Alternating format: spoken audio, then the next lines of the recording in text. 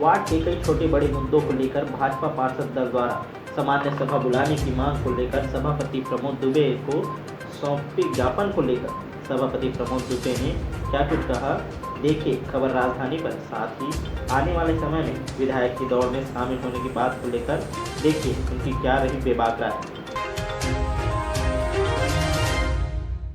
पूर्व में सामान्य सभा हुई थी वो 23 और 27 अगस्त को हुई थी।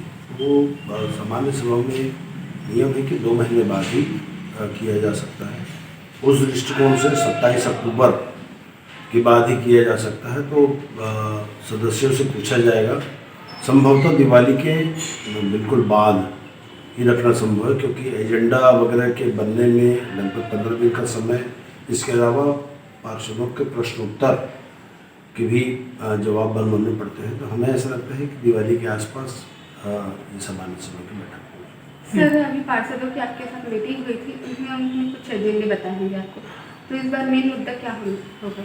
पार्षदों के एजेंडे नहीं होते, एजेंडे जो होते हैं वो आयुक्त प्रस्तुत करते हैं, और जो नगर की नीतिगत निर्णय जो होते हैं वो एजेंडा में आते हैं। लगभग 5 करोड़ तक के जो राशि है उसको स्वीकृति का अधिकार MIC को, और लगभग 2 करोड़ तक के स्वीकृति के अधिकार आयुक्त को होते हैं।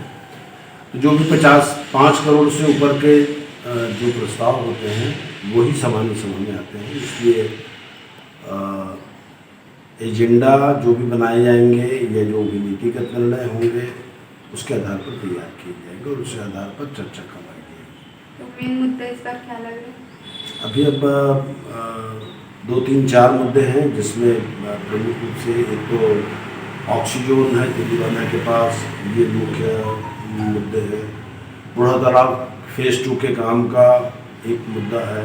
इसी प्रकार से अन्य जो जनहित के मुद्दे हैं वो एजेंडा में शायद आ सकते हैं।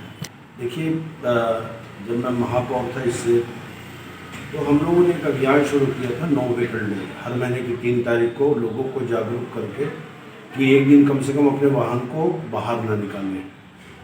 लगभग ये 7वां साल चल रहा है और उसमें लोगों ने काफ़ी जागरूकता दिखाई। और इसके अलावा मेरे कार्यकाल में ऑक्सीजन बनाया 19 एकड़ में, छोटे छोटे ऑक्सीजन और बनाए। ग्रीन आर्मी की हम लोगों ने स्थापना की, उस माध्यम से काफ़ी काम किए।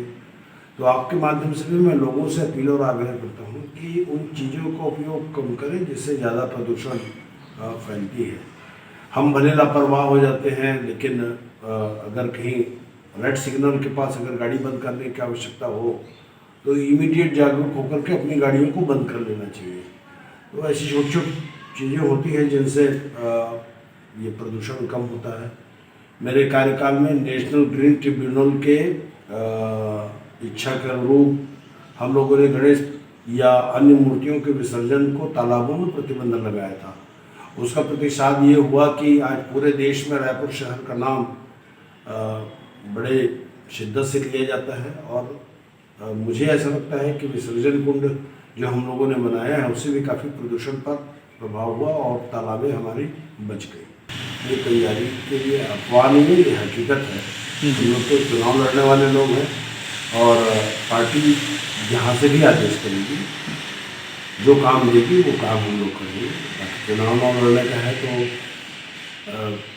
बहुत सारे चुनाव हम लोगों ने लड़े और सतत ये तो क्रियाशील चीज़ें हैं, चलती रहती हैं और पार्टी जो निर्देश देगी उसका पालन करेगी। बहुत बहुत धन्यवाद सर।